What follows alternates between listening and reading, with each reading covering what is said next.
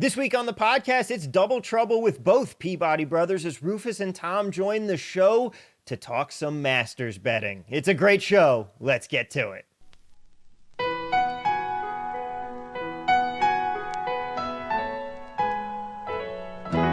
Hello, friends, and welcome on into a podcast unlike any other. It is the Unabated podcast. No Captain Jack today. I'm Thomas Viola, and joining me, not one, but two brothers Peabody here, Rufus and Tom Peabody. Guys, thank you so much for being here with me today. Excited to talk Masters with you both here on this show. But, Rufus, I'm going to get right into it. Is this the busiest week of the year for you? Is this bigger than the Super Bowl? No, I think the Super Bowl is busier, but it's certainly a busy week. There's a bunch of weeks where I'm just working a ton, and it's one of those. You can't work more than a certain amount of hours in a day, right? If I had got enough sleep, I'd be able to tell you how many hours that is, but is it just the majors in general, or is there something that's particularly special about the Masters and the work that you need to put into it? I mean, it's the biggest golf tournament of the year. So we have the chance to kind of bet the most. And so we have a lot of stuff that's already built. It's not like it's not like the Super Bowl where I'm having to in essence, do a bunch of new things. But I don't know. I feel like I kind of just pay a lot more attention to things we hear. We get a bunch of tidbits from interviews with players in the media room.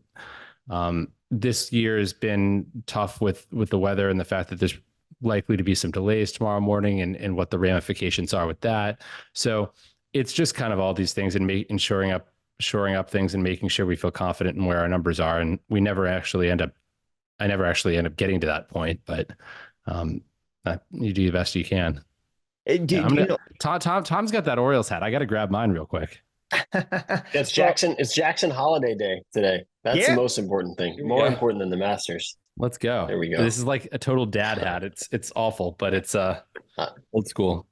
Yeah, I mean, hey, you guys got to rep. You're right. It is Jackson Holiday Day. I was going to ask that. I was going to say, how excited are you for that? But Tom, I want to ask you, we were talking before Rufus joined us here, before we got started on the show, about your workload and what the division of labor looks like and what it's like for you this week in particular. And you mentioned this week's actually a little bit less for you than normal weeks. Why is that? Well, I just think ideally Rufus is able to kind of run numbers, do the modeling stuff, and then it's hopefully hands off for him, and the trading stuff is mostly on autopilot / I can do it. And I think this week ends up a lot more falls on Rufus because there's just a lot more going on, more moving parts, more modeling. And so I think unfortunately for Rufus, these weeks end up being a lot less sleep for him. And for me, it's sort of waiting for him to kind of let me know when things are updated so that we can then go and fire on things. But I feel for Rufus these weeks for sure. What does a normal golf week look like for you versus a major? I mean, I think theoretically it should be the same, just with higher volume. But I think that because there's more volume, we end up focusing a lot more on it. And Rufus is kind of rerunning things a lot. Whereas normally we're probably going to, he's going to have projections and stuff done by at some point Monday. And then I'm able to bet, based on that stuff. And so I think this week it's the same, except that Rufus is tweaking things more. I'm tinkering a bunch, and I know it must be annoying for Tom being like, is there, I'm like, wait, hold on, don't fire yet. We're rerunning this. We're rerunning Sims. And there's things, like this week, you hear Jordan Spieth talking about his wrist stuff. You hear Scotty Scheffler, with his pregnant wife, and he's going to, leave and withdraw to join her if she's in labor. So these things are like, well, we have Scotty Scheffler in 3 tournament matchups, laying big prices. How do we want to handle this? The Spieth thing too. We have Spieth against Koepka, and so I'm like, okay, do we what kind of withdrawal probability per round do we assign, right? Things like that to try to like be able to actually capture it properly. And then there's also stuff like occasionally we'll be like very heavily fading somebody, and I'll kind of want to dive in and be like, is there something I'm not seeing here? Whereas on a normal week, it's just like autopilot. I don't really pay that much attention to it, and we just fill the positions. And maybe it'd be better if we just did that this week too. Who knows? Are you modeling out third trimester birth probabilities right now? Well, my friend, I can't say his name on air, but my friend S in New York sent me a link to a site that actually analyzes this, and it says that he's basically like he's got a 7.8% chance. There's a 7.8% chance she'll go into labor over the from Thursday to Sunday based on a due date of I don't know April something at 20 That's something. Incredible. But apparently it's her first kid, and so those tend to arrive late. So we got to factor that in. No, but Thomas, just to follow that up, I'd say there's also this sort of like informational asymmetry on these weeks. People are doing way more interviews. You find out a lot more, and then it's sort of like, okay, what do we do with information? Whereas I think most weeks you don't have a lot of transparency in golf. Like you don't necessarily know when guys are injured, et cetera, until they come on the Masters interview and like, oh yeah, my wrist is really messed up, and you're like, oh, didn't know that. Or I mean, apparently there's a rumor that Min Woo Lee fractured his finger. He did. There's not a rumor. Okay, and he has the flu. And Cameron Smith has food poisoning. Yep. Although apparently, I mean, he withdrew from Live Miami after one round due to illness. So is that the same food poisoning? I think he's fine now. Yeah, that was illness. So he got ill and then he got food poisoning after that. No, it's food illness. It's karma. And we know that it wasn't from the Masters dinner. It's from his mullet. We're pretty sure. Okay. When you store food in your mullet for later, it doesn't work. Yeah, the business in the front mixes with the party in the back, and it's just an issue all around. Could you imagine if there was actually a food poisoning incident at the Masters dinner? How that would just throw out all of the work that you had just done for the week. I know who I'd be suspicious of. Yeah. No. Who? We've always joked that we just need to know a golfer's person. We need to get connections with private chefs that work for golfers, and then we can be like, just a little bacteria, not too much. Yeah. Kidding. I'm kidding. When it comes to a week like the Masters, it's obviously it's a major. There's more opportunities to get down. There's more that you're looking at. But is there another particular reason why you're tinkering so much more for this tournament, other than it's just the biggest? Oh, it's also different than other tournaments and the factors that are involved. I mean, think about a guy like Brooks Koepka who doesn't really put in a ton of effort preparing for a regular golf tournament, and everything's sort of targeting majors. That's what he cares about. And so there's certain guys that you're going to expect to do better in major events. They build their schedule around these, try to peak for them, right? It's like a runner who, they're going to, I ran cross country, so did Tom in high school. And the beginning of the season, we had a heavy workload and we were still running meets, but then everything was geared up towards the championship events. And so then our workload lightened, and then suddenly we ran faster times, theoretically, if you didn't have hip tendonitis. But so I think it's kind of the same thing in a way where they're playing courses that are trying, oftentimes working on things, maybe ball flights that are going to help them for Augusta, that type of thing. Does the fact that it is at Augusta every year, it's one of the majors that is at the same spot every year. How much does that factor in for you in terms of the modeling? Does it make it easier because it's going to be at the same course? It makes it easier in a way, in the fact that we have a lot of history on this course, whereas a course that hosts a major every 10 years or something, you don't have as much information, but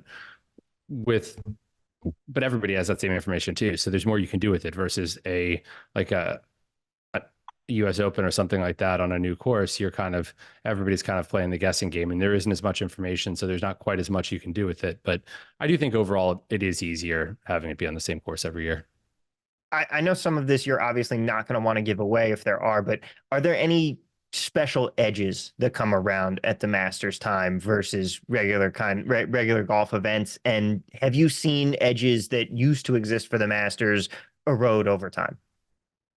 I'm sure like edges are always eroding certain angles and things like that. I'm not an angle player as much, but there's certain things that I'm sure were not incorporated into the market as well. And now they are. I can't, like, honestly, nothing comes to mind. Tom, can you think of anything? No, I would say just the fact that these are the bigger events, you get more of the public who's not betting on, the Butterfield Bermuda Championship. They're betting on the Masters, and so you get chances to fade kind of more public guys. It's like, all right, Koepka, there's this huge narrative out on him. Like Tiger Woods, there are casuals who are going to come in and be like, oh, Tiger's going to get it done again, even though Tiger is like a broken man, But so I think it's more like that. There aren't specific angles that are unique to the Masters. It's just more like there's more public money. Is there always an edge on Tiger to miss the cut because of the public money? I think Tiger is just a challenge in general because he plays so rarely. He's played once this year at Riv, and so you don't have a lot to go off of. And so, like, I'm a little cautious about taking any huge position there because of that. I don't want to leverage myself against, but I mean, yes, like, it's a really hilly course. It's, if you have however many rods and screws in your leg and back and all that stuff as Tiger does, it can't be comfortable. And so, like, there's definitely, I mean, it should. I would say it should be like the easiest thing in the world to fade Tiger and stuff like this, but he's also a superhuman, So you're like, oh, this guy who's almost like 50 years old, who has had all these back fusions and a artificial leg and all this stuff. Yeah, he's gonna suck, but he's Tiger. So was it last year that he made the cut? Or was it 2 years ago? Might have been. I think it was last year, right? Okay. Yeah. Well, I don't remember, but he made the cut and then ended up withdrawing, or just he withdrew on Saturday. It was really cold. I remember. Yeah. I think it was 2 years ago. And then 2 years ago, he made the cut, made it through, and just but really played really poorly at round 4. So, like, it's a guessing game there, but I agree. He is somewhat superhuman, but at the same time, nobody beats Mother Nature. What could you possibly compare that, like, run of just the Tiger dominance run where he was minus 130 to win the Masters one year? Like, he was minus 130 one year? I saw a graphic about that. He was minus money one year. I know that, which is bonkers. But it's a one-way mark. I mean, I wonder what the sell price on him would have been, right? So yeah. But like, I'll put it this way: Tiger, for a 10-year stretch, he won more than a third of events he teed up in. So I mean, that right there, that's, you're not going to see that again. Like, Scheffler right now at his peak, I think he did go off at like 3-1 or 4-1 for an event recently. I think the Houston Open. But for 10 years being even better than that. Now, it's true that the players today are better, but and actually without Tiger, they probably wouldn't be as good, right? Tiger has sort of made the sport much more financially lucrative, and so you have more people that are better athletes picking golf rather than, another sport, as a lot of these top guys could have been, played other sports. I mean, Ricky Fowler was a top motocross dirt biker, whatever, something like that. So that doesn't surprise me at all about Ricky. That I can completely see that. Now, shifting from the golfers to the betting, especially, and this is not a sponsored question here, but Sport Trade has been making a really significant push on their golf product recently. What do you think specifically about the betting market for golf right now? Do you think that we're getting to a time where it's better? You have more ways to get down. You have more things that you can bet on. And do you think Sport Trade is actually doing something new or interesting? Has it caught your eye at all? Well, it's not Sport Trade that's doing it per se, right? Sport Trade is it is, but Sport Trade is the platform. Yeah. So what it is they have market makers willing to take positions. Yeah. And so, of course, I love that. Clearly, because I want to be able, if we want to be able to bet big, that's great. Yeah. So that's good. I think overall it's easier to get down big right now than probably it was a year ago. Would you agree, Tom? Yeah, I would agree. I also think it's moving in the direction of like more of the kind of micro betting stuff where you're able to bet now, especially on some of the retail books, like how many fairways is this guy going to hit? Like stuff that those markets would not have existed even a year ago, really, in a real way. So I think there are more ways to get down, and it's easier to get more down, I would say. Would you guys say you get more down in terms of money on the Masters or the Super Bowl? And I know I keep bringing that back to the Super Bowl here. I mean, I don't know about close. Yeah, I think last year was probably Masters. I know we've had I don't know what we have this year or how much we will have. Um, I'd say it's probably pretty close. It used to be Super Bowl big time. I think I would say if you took the last 3 years average, it's actually, I think it's definitely Masters in that regard, because with Super Bowl we have Zach there too, so we were splitting things in another way. So just our stake is bigger for Masters. And do you think? I mean, we've seen kind of the explosion with women's sports, especially women's basketball, everything with the Caitlin Clark phenomenon over the last month or so. Let's face it, longer than that, but it's certainly reached its peak with the Final Four. Do you think that sports betting definitely played a part in that? Not the biggest part, but do you think that sports betting is playing a big role in the rise of golf? Because they've been desperate for something to move the needle post Tiger. And it seems like betting is a good way for them to kind of get back into the limelight a lot. Well, I'll say I think the rise in golf kind of was after the biggest rise was right post pandemic, because it was the first sport to come back, and so it's kind of what everybody, like people that weren't golf bettors, were actually looking at betting in golf. I wouldn't say golf is rising in popularity now. I think the betting might be, but I don't think the game is for itself in a great place right now with the live PGA battle and the fact that it's made the product worse, objectively speaking. And the narrative is just around how much money do we pay these guys. It's like, it's exhausting to hear about at this point. Yeah. I do think that the one positive that can come out of the live PGA battle, though, all press is good press. It's something to focus on. It's something to create drama. Like if you watch Full Swing, another great thing for the sport. Like we saw what Netflix did for Formula One and bringing its popularity to America. And I think that Full Swing is doing something at the very least a little bit similar, if not the same level of popularity that we've seen F1 get. But it does create drama, and it creates something interesting that people like to watch and follow. True. Yeah. Especially for these big tournaments. But getting back into the betting with it. Now, would you say that when it comes to the tinkering, what are the challenges of modeling out the Masters that you maybe don't have to deal with as much on another week? I mean, I think major impact stuff is always challenging because you have a small sample size of majors relative to other events, and so some of it is how much there could be something that's been significant, and how much do you sort of weight that, the for example major history, things like that, and and then you have within majors, like this is the only major that's played on the same course every year too, and it's kind of unique in that way. And so you're like, well, if the major baseline is this, and Augusta National's been a little different than the major baseline, like we don't have, like if I just did it from a purely like statistical perspective and was, I mean, a Bayesian perspective, I might say, okay, well, it's probably just noise. But at the same time, I'm like, well, it is a little bit different. Maybe we would expect it to be more like a regular event in that regard or something. So, I mean, my point is that there's just, there's kind of an art to it also. And I think a lot of it ends up being almost, I guess there's some model averaging that goes on, or I'll run it under this circumstance and that circumstance. Like I have sort of a range of what the true effect of something might be. And so I think that's a unique challenge, the small sample of majors.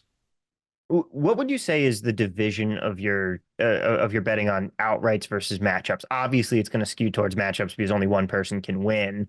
But when it comes to what it is that you're betting on, what it is, I mean, Tom can also speak to this, but I would probably say 90% matchups.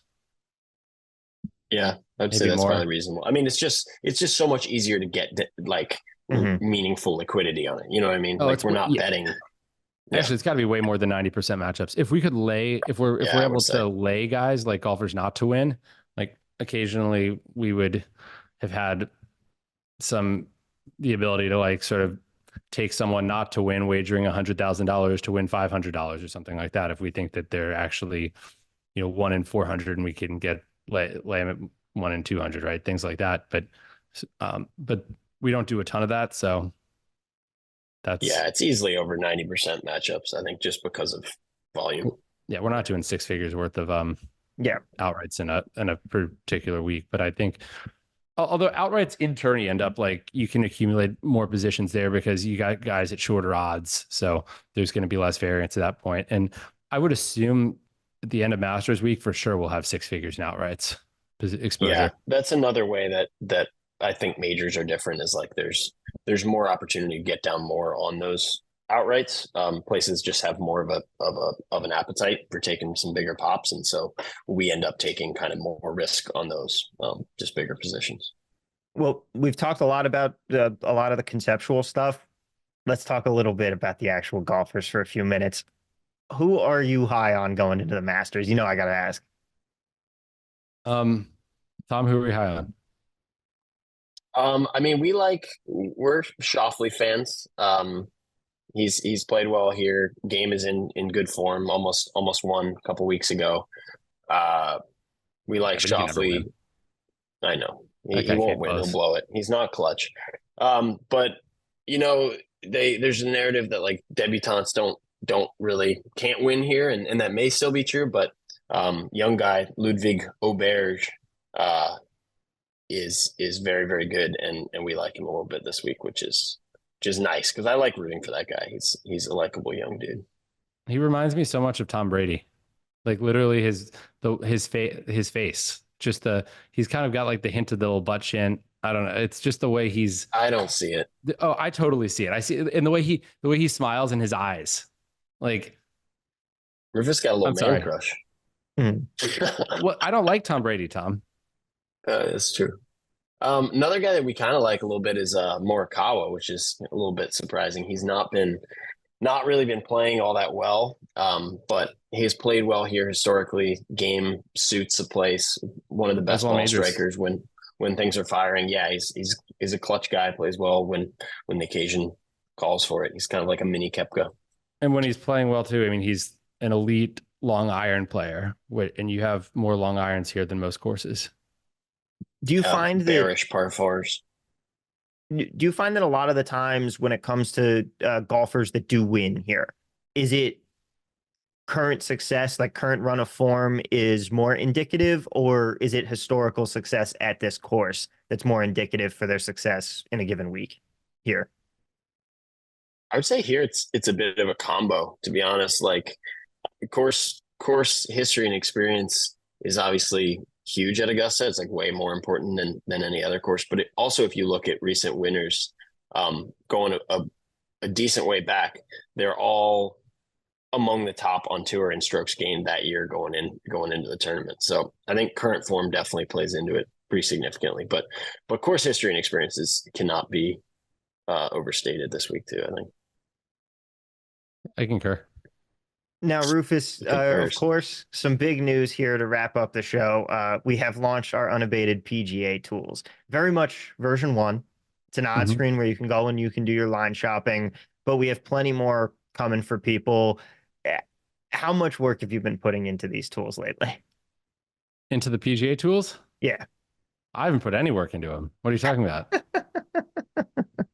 You could at least humor us. I know, but they're not data science like what they are. I mean, what they are is, I mean, we have it's an odd screen, and it's got all the markets live. It's easy to find what you need and toggle between things. I've definitely consulted a lot on it, but I'm not the builder of it. And, yeah, we don't have trading tools for it, but it's not because trading tools golf isn't really suited to that. Like there's not a point spread to convert from or to, right? And you wouldn't want to convert an outright price to a matchup price because those are one-way markets. And oftentimes and even when they're not, like if you look at Betfair prices, you could take or lay any golfer, but there are certain golfers that are like Rory that are higher variance golfers. And then guys like, maybe Matt Kuchar, who's not playing here this year, or historically like a Jim Furyk, despite the fact Furyk owning the 2 of the best rounds all time. Like Furyk's a pretty low variance golfer in general. And so just because 2 guys have the same outright price doesn't mean that they should be priced the same in matchups. And so that's why we don't really have these, like the trading tools there. But I do think I do think it's a fantastic product, and I've personally been waiting for this a long time because I have a use for it. There just isn't there isn't great live golf odds out there. I think, like, for example, like Data Golf has, they have matchup prices and outright prices listed in all these different markets, but they're not live. They're not live or close to live. So oftentimes if we're pulling from their API, we end up seeing prices that are just not there anymore. And so I think having real time is going to be big. And the other big thing is real time books during the tournament live. Yeah. The live stuff. So, Data Golf does not do that. They don't have any, they do not have any live markets. They have their own little model, but they don't have book odds at any of the books. So I'm excited for that. To be able to when it comes to live betting golf, how do you specifically look to do it? Are you mostly waiting until after a round completes? Are you diving in on guys mid-round? What does it look like?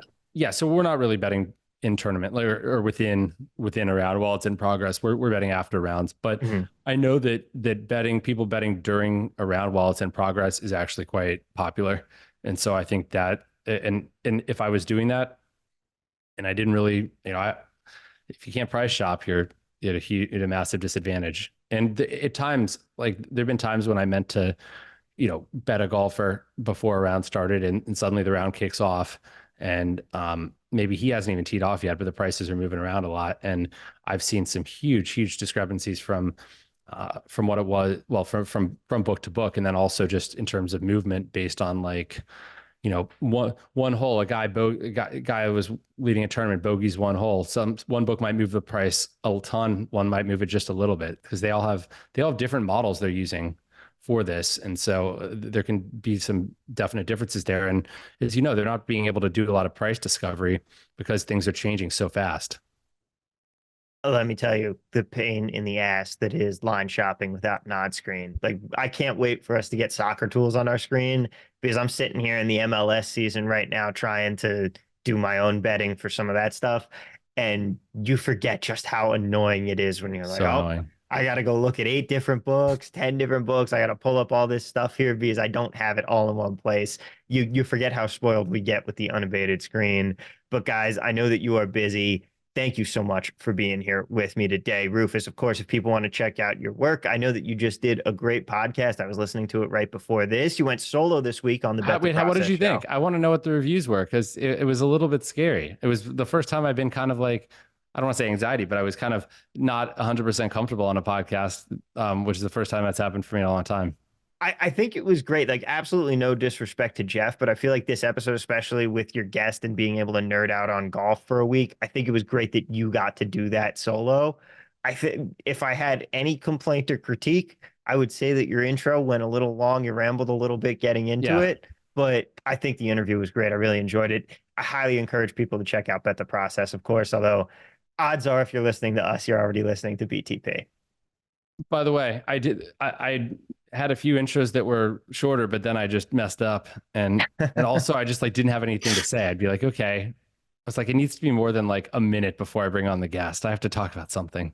That's the thing. It really doesn't. Jack and I like bantering for a couple minutes and then we go right into the show. But it's hard if you don't have someone to banter with, though. That's the point. So then you just it's just like me on the golf course. I just started talking to myself. Yep. And you learned through doing, Rufus. And next time you'll have a much more concise next time intro. I won't talk to myself as much. But next time I won't be able to say it took 6 takes and, because it'll just look sad if that's the case. When you're doing it on your own and you're just recording something like that, you get so obsessed with making it perfect versus when you do it live and you just go, well, we messed up and we keep going and we roll on. Yes. However, we're doing it live. When you're doing, I wasn't trying to make it perfect. I was just trying to make it passable. So I think you definitely succeeded there, but nonetheless, check out Bet the Process. Tom, how's the music career going? Have you been doing anything with that lately? Is there anything you want to plug? Yeah, man. When's the new album coming out? I got some music coming out. The next album coming out sometime in May, I believe. Ooh. Yeah, I'm on Spotify, Tom Peabody. Check out my Instagram. I don't know. I don't really plug myself usually. Well, what's the album called? Can you give us that? I can't give it to you yet. You know, it's top secret stuff, but it's all Do you recorded. have I'm you just decided the name of the album yet? Is that the issue? Yes, yeah. No, You I have have? decided the name of the album. Yes, You can't. And will you tell me it's off air? called Rufus Peabody, My Favorite Brother, an Aw. ode to brotherhood. No, yeah, but it's good. It's like I'm doing way more like usually I just play and sing, play guitar, and this is a lot more instruments and kind of more fully produced, and I think it's cool. New Awesome. direction. I'm excited to listen to it. Again, you could check Yeah. that out. Look up Tom Peabody on Spotify, and it's going to be there soon, but you can give him a follow right now. And of course, check out unabated.com. Our PGA tools have launched. If you want a one-on-one demo, use the link in the description of this video, and you'll be on most likely with me. I'm the one who does most of the demos, so you'll enjoy a nice Zoom call. You can ask me any questions. I can walk you through the tools. We can have a great time together and show you everything that Unabated is about. Check that out in the link below. And of course, as always, don't forget, if you like the show, tell a friend. If you don't like the show, tell your enemies, trick them to listening to us instead. Leave us that 5-star rating and a review. It really does help. What's up, Rufus? Let's cash some tickets. Yes, let's cash some tickets. Sorry, We'll I see you steal your all thunder. next time. Best of luck on the Masters, everybody. We'll see you next episode. Let's cash some tickets.